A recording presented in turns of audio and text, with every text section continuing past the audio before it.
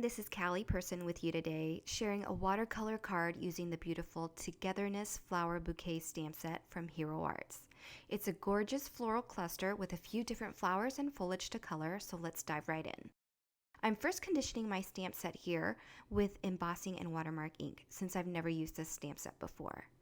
I'm going to apply some of that clear sticky ink and then wipe it away with my stamp chamois. The residue that's left really helps ink adhere better when you're using the stamp for the first time. I'm using antique linen distress ink today to do some no-line watercoloring. This is actually the only full-size distress ink pad that I have because I love using it for no-line coloring. Okay, so I've got myself all set up here to watercolor, and I'm going to be using my Daniel Smith watercolors to paint. I'm going to use the same method for every flower and leaf. So let's talk in depth first about what I do, and then we'll speed through the entire watercoloring process since I won't be changing much up. First, I add 1 to 2 drops of water to my paint pan to get the paint soft. Then using a slightly damp watercolor brush, I pick up that paint and apply it directly to my watercolor paper. I don't apply any water to my paper to prep it before painting. I do this because I find that I get more control and can add water as I need it. After applying that paint directly to my Arches cold press watercolor cardstock, I clean that paint off in my water jar, then dab the excess water off onto my chamois.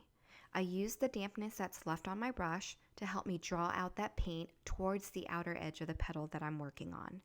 And then really I just repeat this process with every other petal and leaf that I paint. So with this particular flower, it's easy because the leaves are closed, but on the next one, you'll see that the leaves don't all close and there are more lines and the spaces are more narrow, so it's a little bit trickier. I'm going to play some music and then I'll return for the next flower so we could talk about that.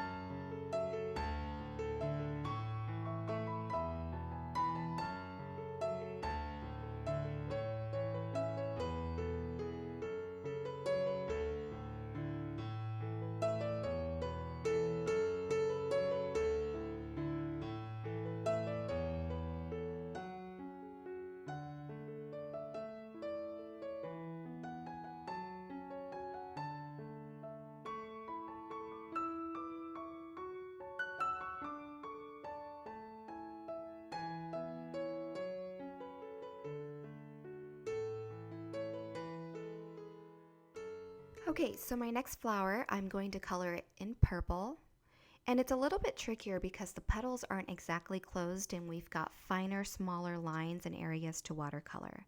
I'm just concentrating the darker colors on the inner portions of each petal.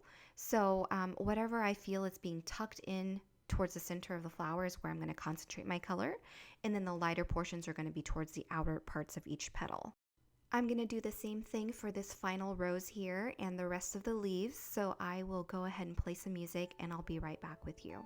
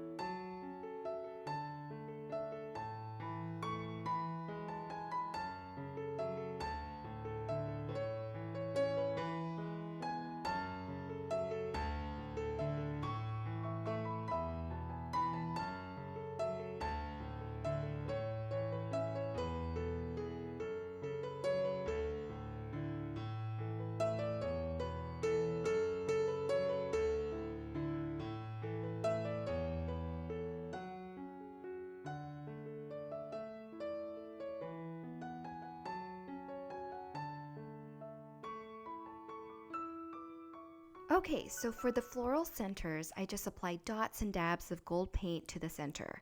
I could have laid down a layer of color first, but that requires drying time, and I really didn't think to do that initially. After dabbing all of them to create the pollen centers, I added the gray lines to my little white daisy-like flowers. I want them to stay looking white, so I barely add a hint of shade by adding those lines and then watercoloring over them just a little bit to spread some color. Now I'm just splattering my panel with that gold ink that I used for the floral centers and then did a little bit of white over that. Before trimming down my panel, I did heat set it a little bit just to make sure that the ink splatters were dry. And then I'm going to add some foam tape to the back of my watercolor panel. I like matting them to give them a frame of sorts. So I am using Hero Art's sand cardstock today. It's the craft color cardstock. Well, that finishes my watercolor card today using the Togetherness flower bouquet. I hope you enjoyed it, and I hope you all have a wonderful day. Bye!